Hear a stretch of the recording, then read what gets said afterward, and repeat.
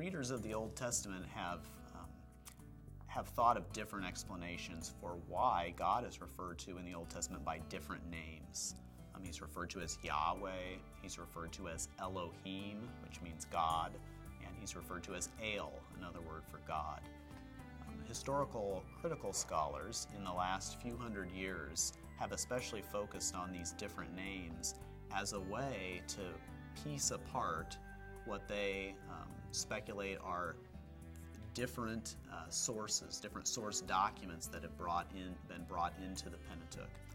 I think that that's really kind of an unnatural explanation, and that it makes perfect sense that God would be referred to by different names as the narrative goes along, just as we refer to God by different names in our day. We refer to him as Lord and Father and God, Jesus, Yahweh, Jehovah. But why? Why in a given passage would he be called one name and in another passage another? Well, there's a long tradition that there is really kind of a different accent to the name Yahweh than to the name Elohim or El within the narrative, that the name Yahweh is the familiar covenant name of God, the fulfiller of his promises to his people. It's the intimate name that's used of God in context, especially where he is the covenant God of Israel.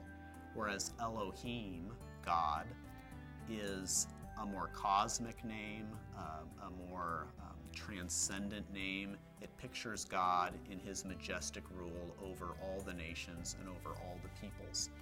And I think that that difference, that explanation, can be helpful and does seem to apply in some places. But I also think that it's helpful to remember that these different names from God are different kinds of words, that they aren't just equivalent names for God, but that one of them is a personal name. Yahweh is a name, like my first name is Tom.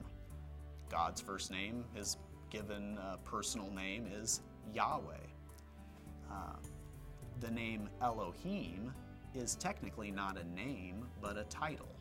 It means God. It refers to his divinity, and also the name El. So that in usage in the Old Testament, there would be times when it would be appropriate to use one rather than another. For example, if I want to say your God, I would not use the word Yahweh with the descriptor your. We don't say your Yahweh, we say your God. In Hebrew, they like to use the divine name El when they use an adjective. So if you say a gracious and compassionate God, you would use El rather than Elohim or Yahweh. So there are just some grammatical rules that govern the usage of the names as well.